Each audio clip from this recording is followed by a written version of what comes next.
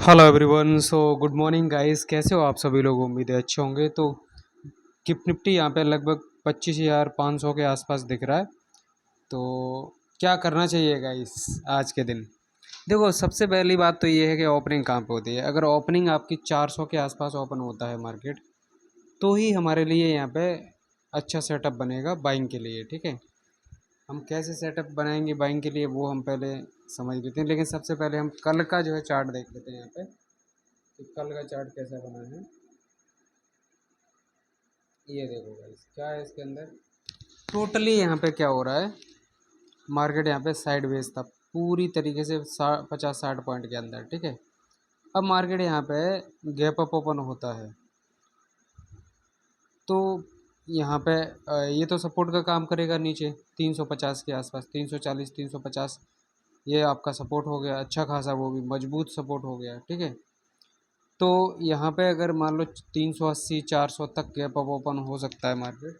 अब वही देखना है कि हमको गैप अगर फ्लैट ओपन हो गया ना, जैसे यहाँ पे 360 350 360, तो फिर तो बहुत ही बढ़िया हो जाएगा। फिर तो कोई टेंशन ही नहीं, अपन को तुरंत हम बाई कर लेंगे बिना टेंशन के। ठीक है, लेकिन अगर गैप अप ओपन हो गया तो हो सकता है हमें 10-15 मिनट इंतज़ार करना पड़े बाइंग के लिए।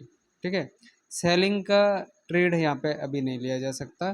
सेलिंग का कोई प्लान नहीं है यहाँ पे। ठीक है, क्योंकि मार्केट बुलिश जोन में है और हमारे लिए अच्छी बात यही होगी कि ज़्यादा बड़ा गैप अप ना हो, 50-60 पॉइंट का ही गैप अप ओपन हो।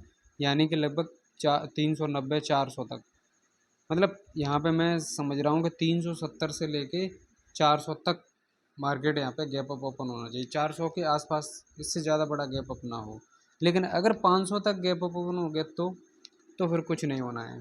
फिर हमें कोई इंटरेस्टेड नहीं है, ना तो बाइंग में ना सेलिंग में। फिर चार्ट को देख के काम करेंगे।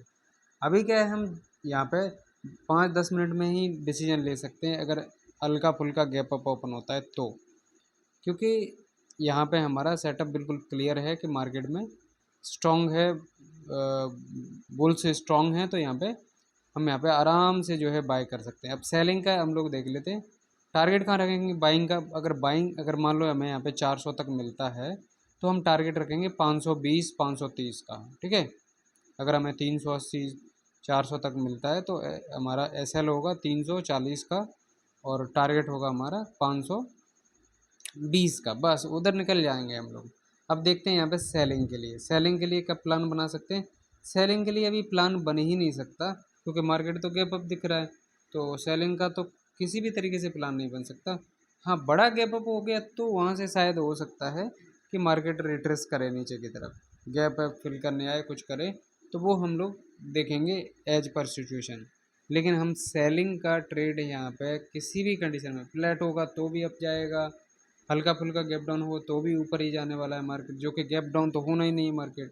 ठीक है, अब ये सिर्फ इतनी सी बात है कि हमें गैप अप कितना मिलेगा, ये बात है ही नहीं कि मार्केट यहाँ पे कितना गैप अप होगा, यही मेन इम्पोर्टेंट है। अब जब तक सेलिंग में हम तब तक नहीं जाएंगे जब तक ये लो ब्रेक नहीं होगा। यानी कि 250 का लेवल जब तक टूटेगा नहीं नीचे की तरफ, तब तक बियर यहाँ पे एक्टिवेट नहीं होंगे। तो बियर इस जोन में तो मार्केट को हमें ट्रेड ही नहीं करना है। ठीक है, और अब देखो यहाँ पे होता क्या है कि आप लोग कॉल पुट होल्ड करके जाते हो। अभी आप मुझे एक बात बताओ, यहाँ पे मार्केट ज़्यादा बड़ा गैप अप नहीं हुआ तो आपका छोटा गैप अप हुआ 50-60 पॉइंट का, और उसके बाद मार्केट ऊपर ही जाएगा।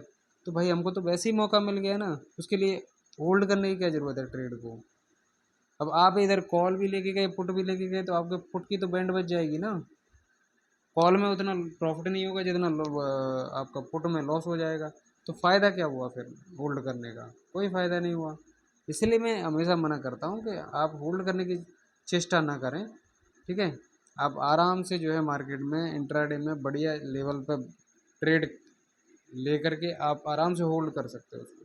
ठीक है, तो सभी लोग एक बार लाइक कर देना guys. Thank you so much.